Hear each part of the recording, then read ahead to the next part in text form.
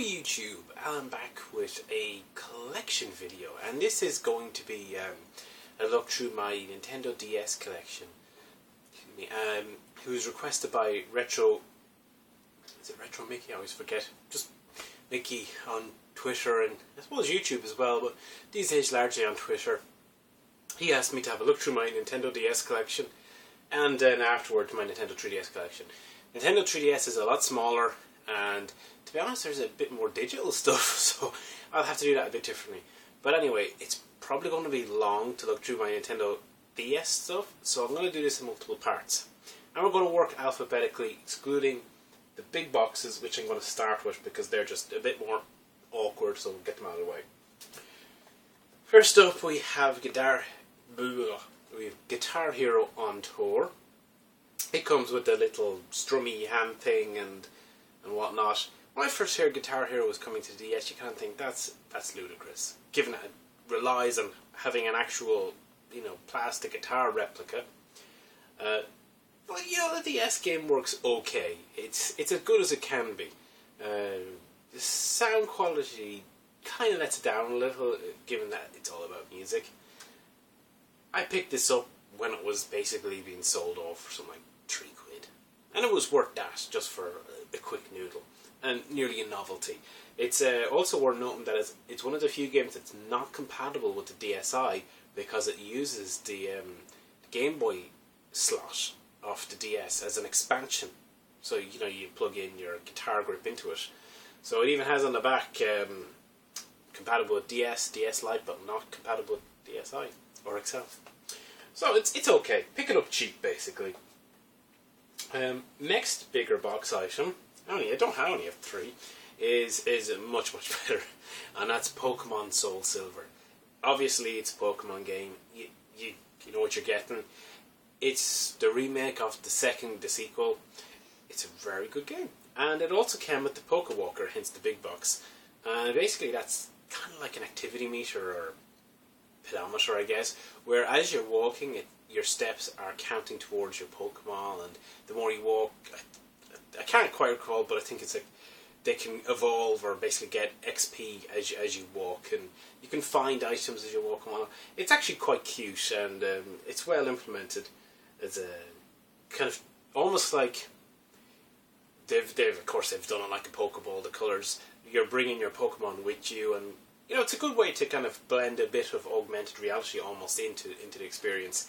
And as a result, the cartridge itself actually has a little infrared port on it. You can barely see it. It's very well disguised, but that's how it works. It's by infrared. You hold it at the because the system doesn't have it. So you hold the pedometer and you press a button and it syncs with the cartridge. But as for the game itself, it's a really, really nice remake.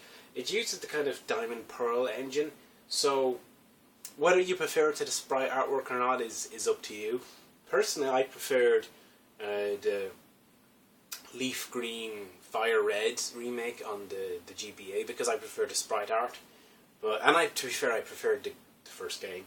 But this is a really good game all the same. Highly recommend it if you're a Pokemon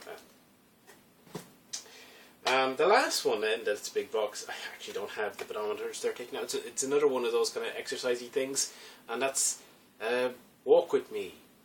Do you know your walking routine? Well, I tell you what, after using this for 1 whole year, I bloody well did. And I kid you not, I used this for 1 year solid. And it's funny because at the end of the year then I synced online with the Wi-Fi network, now sadly departed. And I think I had walked more than anyone in Ireland or something at the time. Obviously not anyone in Ireland. It was probably just people that had actually synced at that point in time.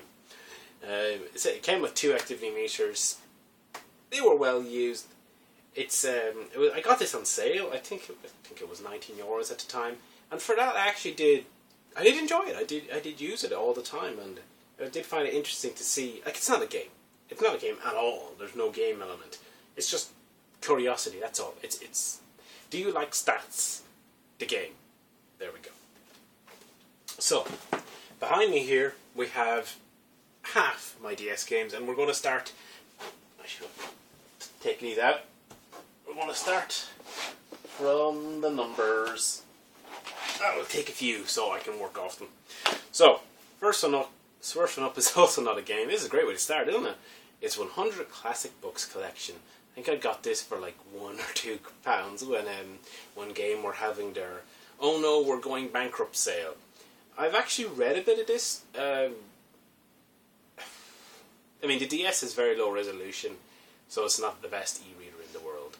The fact that you could hold it in book orientation was quite nice. The fact that you had the microphone so you could announce your page turn and whatnot was nice.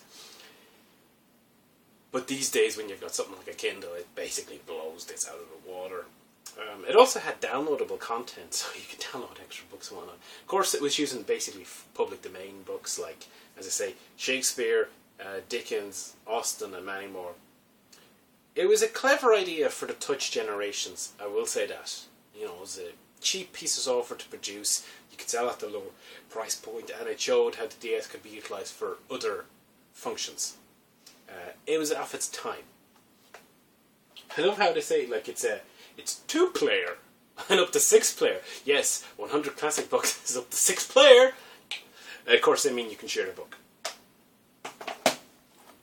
Now for an actual game, I suppose. It's 42 games, not even just one. Whoa! And this is, as it says, all-time classic games. So you have like versions of card games, and probably says it on the back somewhere. It's been ages since I played it, but basically, board games, and they don't even say. That's a bit surprising. Oh, what they do? Chess, spades, backgammon, poker, darts, and many more. I think there's bowling and whatnot.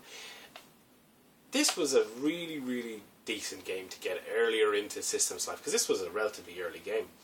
2005, 2006, I'm seeing on the back of the box. So it was an earlier game, and again, people hadn't been playing games on touchscreen or the stylus for very long, so it was a good introduction to that type of mechanic as your main interface.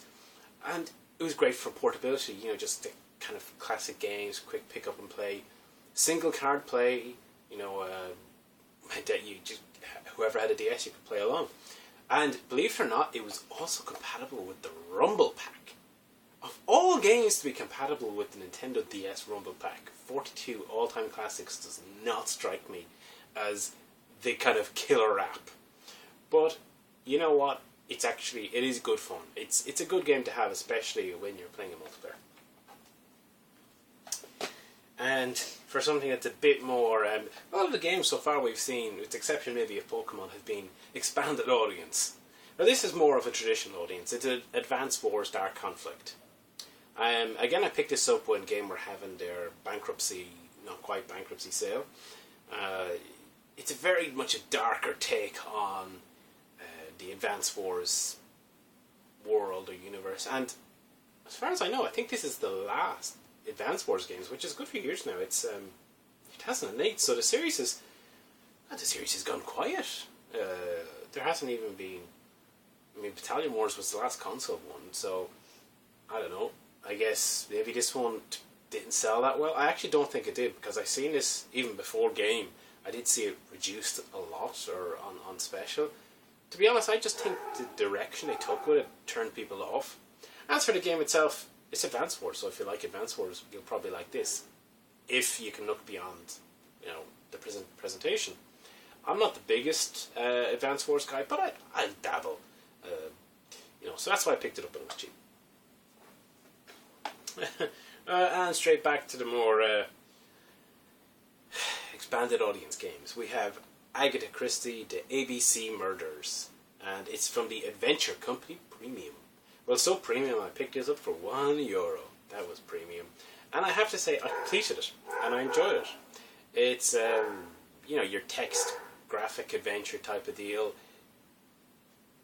It clearly wants to be a little bit of Professor Layton, thrown in there too.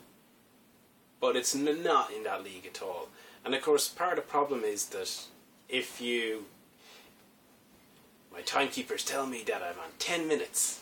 So I'm going to have to end fairly soon, which actually I haven't got too many games, good lord. So, this is like, as I say, kind of like Layton. but not as good. And if you read the book, you know how it ends, so you know how to progress through the game. They do have a mode where they can basically change it up a little, which is quite novel and a nice idea. For the price I paid, I did actually enjoy it. Would I have played full price? Hell no. So, more expanded... My god, I didn't realise how many of these expanded audience games I have. Big Brain Academy. I mean, it was the start of the brain training craze back in 2006 or so. It was the kind of younger version of brain training. Lots of, mental dexterity challenges that you play in short bursts. It's grand. It is what it is. It was novel for the time. It kind of seems silly now, but, for the time it worked.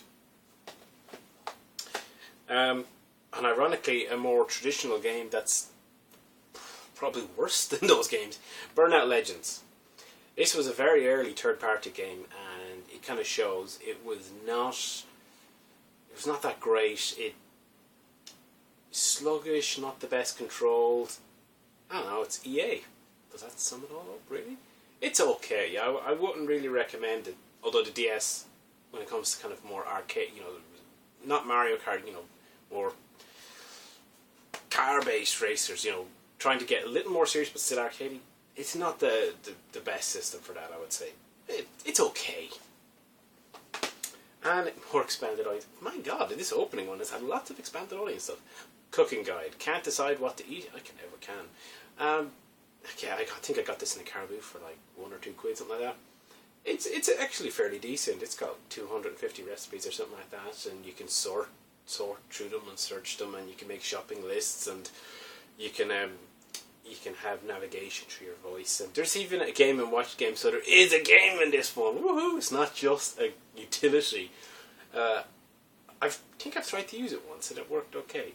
But hey, it's not something I would have paid full price. It was totally not aimed at me. It says the DS chef will help you to choose, prepare, and cook a variety of international dishes. So there we go. His voice will guide you while you cook. And I'm going to leave it there for part 1 of my DS collection. I swear to God, I have more games than just expanded audience stuff. It's just the way it ended up that there were more. Oh, damn it. I'm looking at a game over here from much further down the alphabet, and I'm seeing Chris Tarrant smiling bloody face looking at me going, no, you just have expanded audience. No, seriously, I've got some good games. Honest, I do. Anyway, we'll see you in part 2.